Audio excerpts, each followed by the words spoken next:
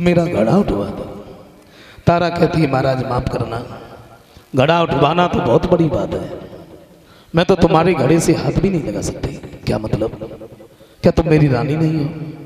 क्या तुमने ये कसम नहीं खाई थी कि हम तुम्हारे सुख और दुख में साथ देंगे? क्या अलग रहने से दिल भी अलग हो जाता है तारा? तारा कहती महाराज वो बात नहीं है।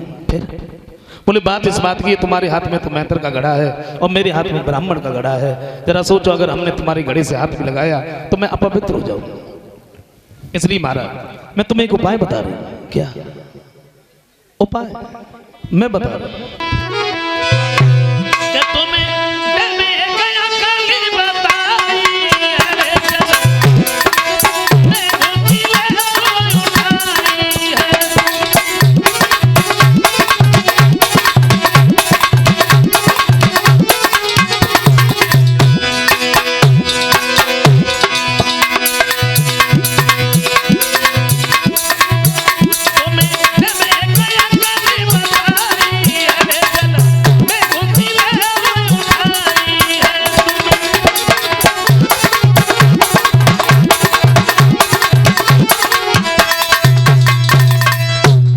तारा कहती है महाराज आप जब जल के अंदर घुसोगे तो ताकत कुछ कम लगेगी। इतने शब्द कहे, तारा ने अपना घड़ा उठाया, अपने सिर पे रखा, वो तो चली गई। तुम बगीचे में चले जाओ। तो देर नहीं की तो मात की बातन में और लडलियां हाथन में कुमारू चलो रोहिता।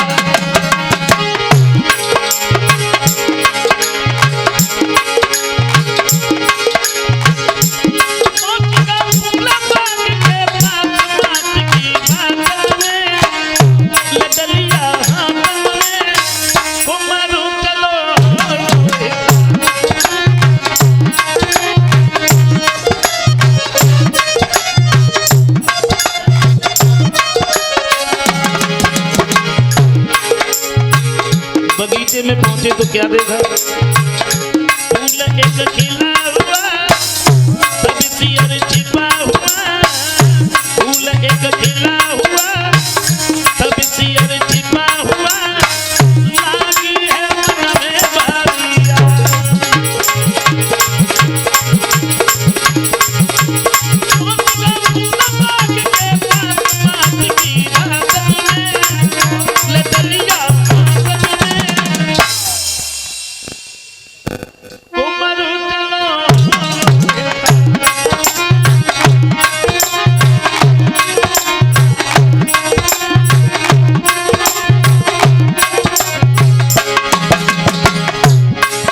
बगीचे में पहुंचे रोहित, क्या देखा? बड़ी सुंदर, बड़ा सुंदर एक फूल खिला।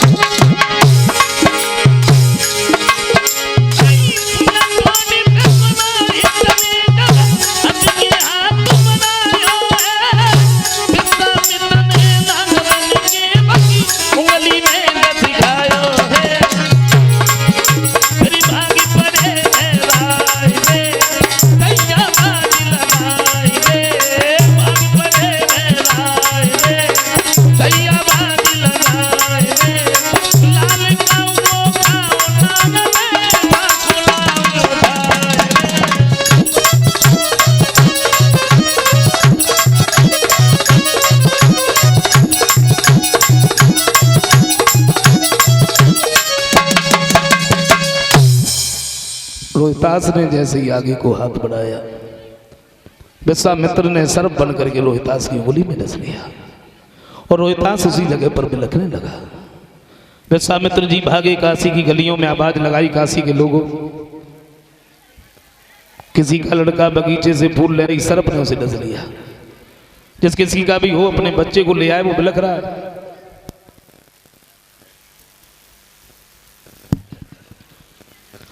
तारा भोजन बना रही थी, तारा ने जैसे ही आवाज सुनी है, एक बात सोची, मेरा बेटा भी गया था, कोई बात नहीं, चलो हम अपने बच्चे को देख लें।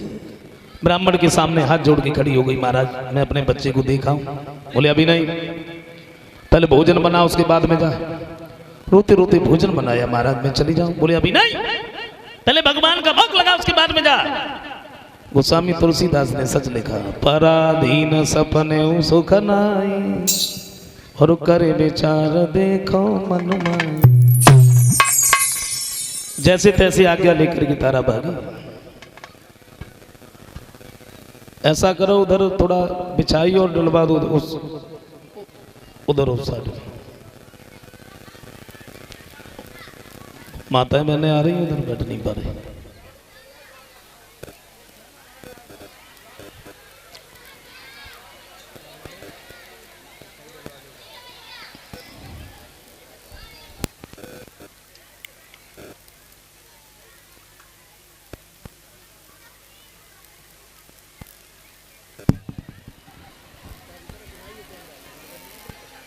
भागती हुई तारा बगीचे में पहुंची है, तो क्या देखा है कि रोहितास बिलख रहा है। जवाब दिया, बेटा तुम्हें कुछ भी नहीं होगा, और तुम्हें कुछ हो गया तो फिर हम कहां जाएंगे रोहित। तारा कहती, लाला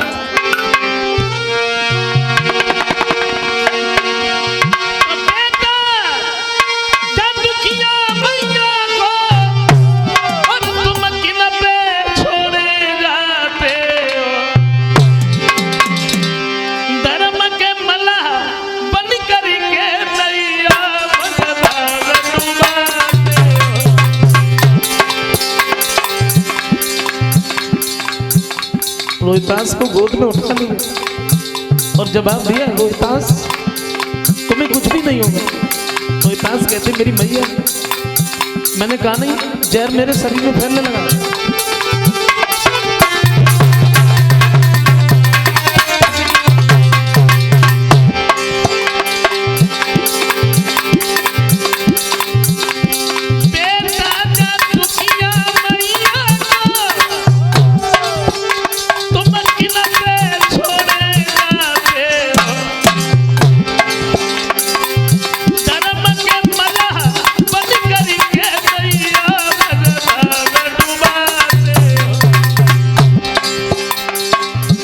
रोहितास कहते, मेरी मैया तुम इस बात को क्यों भूल रही हो।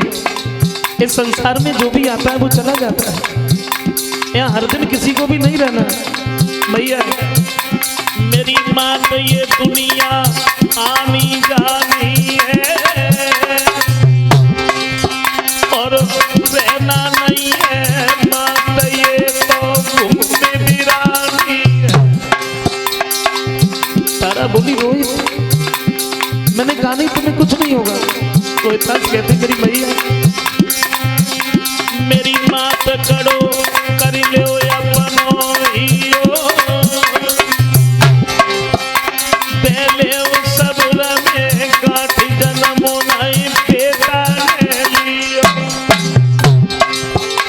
और मैया अंत में सिर्फ एक कहना है, और वो ये है,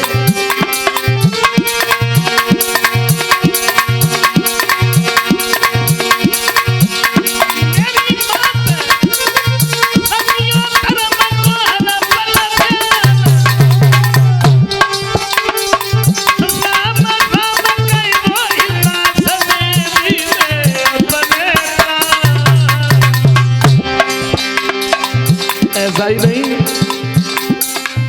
मैया बिलखती रही गई, गोदी से देखो बेटा बनी हो।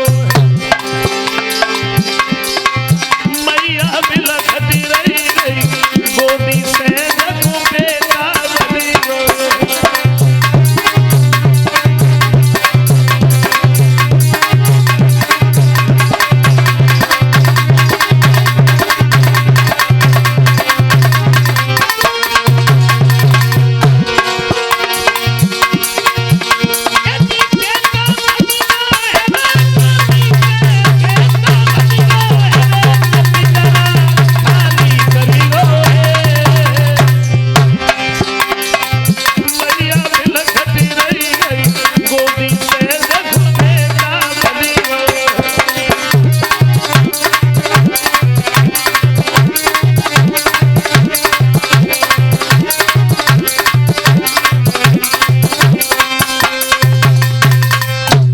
आज हमारे पास में इतना भी कुछ नहीं है, इससे मैं रोहित के लिए कफन भी ले आऊं।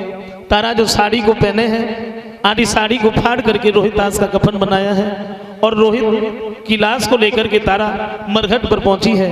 लाश को जमीन पर लिटा दिया, अपने हाथों से चिता बनाने लगी है। रोहित की जब याद आती है तो लाश को सीने से लगा लेती है, रोने लगती है, फिर चिता बनाने लगती है। और जब तारा पर नहीं रुका गया तो रोहितास की लाश को गोद में उठा के तारा बोली, बेटा कौन है मेरा, कहाँ जा रहा है? बेटा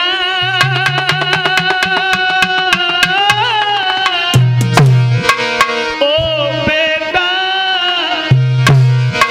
तुम कहाँ गए बेटा?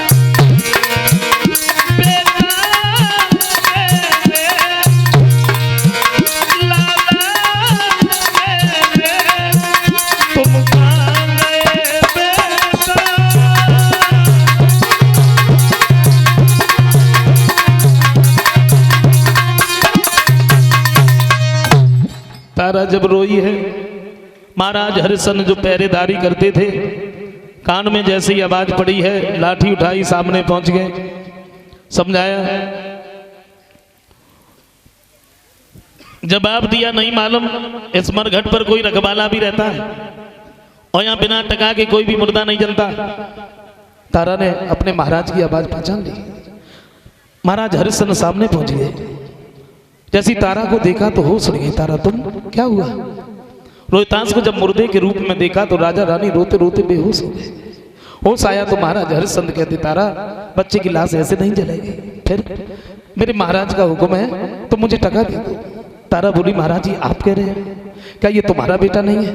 महाराज हरिश्चंद्र कहते, तारा माफ करना, अगर तुम रिश्तों की बात करोगी तो रानी तुम भी तो मेरी हो, लेकिन याद करो पुरानी तारा, तुमने एक दिन मेरा घड़ा नहीं उठवाया तो आज हम अपने महाराज की आज्ञा कैसे टालें? इसलिए तारा तुम फिर लाठी डरे कुमारो न मेरो, आई तुम्हारी हमारी।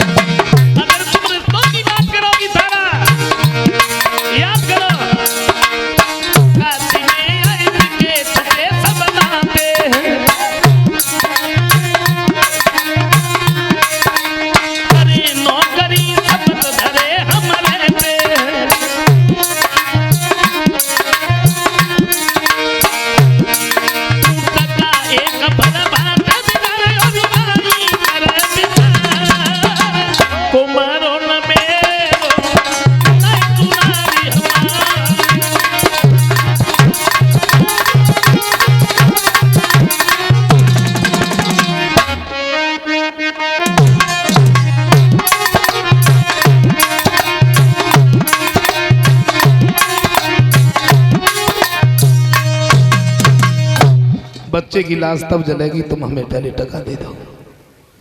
तारा बोली, महाराज कोई बात नहीं, अगर आप अपनी जिद पर अड़े हो तो पहले आप बच्चे की लाश जल जाने दीजिए, उसके बाद में हम तुम्हारे टके का भी इंतजाम कर देंगे। रोहितास की लाश जब चिता में रख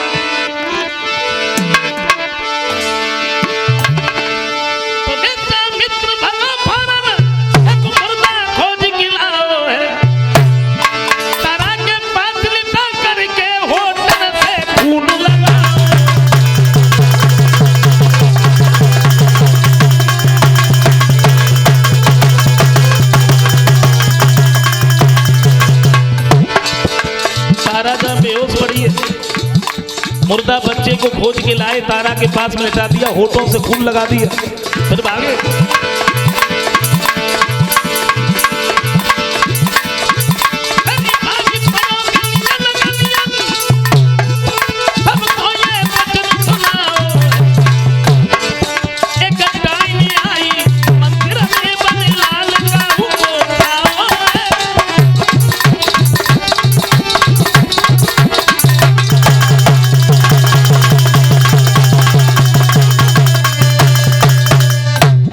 आवाज लगाई गांव के लोगों, गांव के बाहर जो मंदिर है, इस मंदिर में एक डायन आई है जो दूसरे की संतान को मारती है।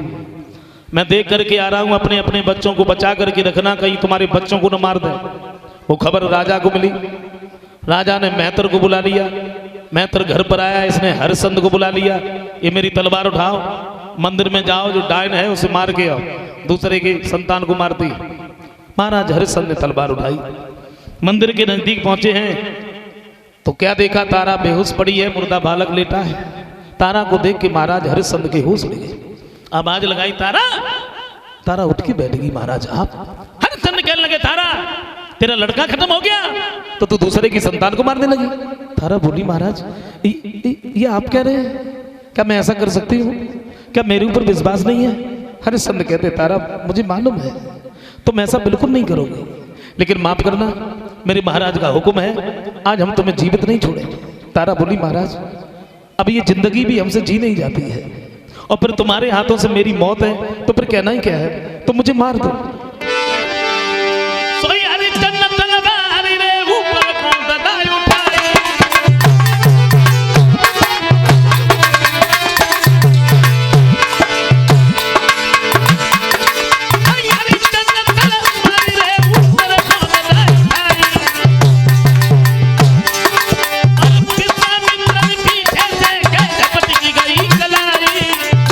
जैसे ही तलवार उठाई, विश्वामित्र ने हाथ पकड़ लिया, क्या कर रहे हो हरिश्चंद्र?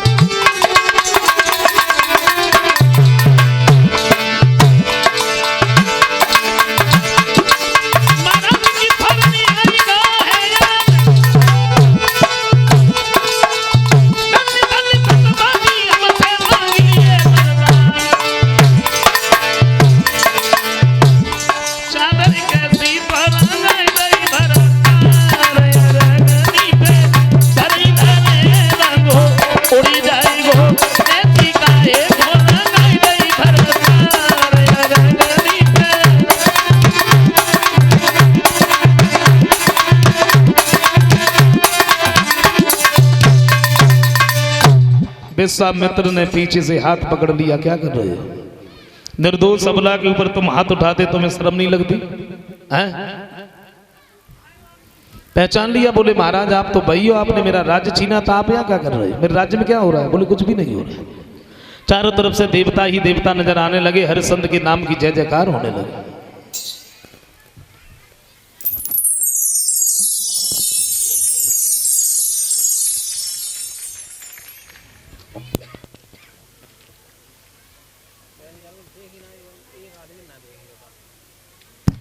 समझाया? बोले आप सब लोग हमारे पास में काहे को आ रहा? जवाब दिया माफ करना तुम्हारे गुरु से बहस हो गई थी इसलिए हमने तुम्हारी परीक्षा ली। परीक्षा? तारा कहने लगी इतनी कठिन परीक्षा? इसका मतलब ये है कि परीक्षा में ही मेरा लड़का चला गया? बोले नहीं। रोहितास को जब आवाज लगाई है तो रोहितास भाग करके सामने पहुंच गया, कंठ गदगद हो गया। तीनों प्राणियों को एक कहानी सपने की तरह से याद रह जाती है। महाराज हरिश्चंद्र ने रोहित को राजा बनाया, रानी को साथ में लिया, और ये वन में भजन करने के लिए चले गए। अंत समय में स्वर्गधाम के लिए जाते हैं। श्री सुखदेव जी समझाते हैं कि राजन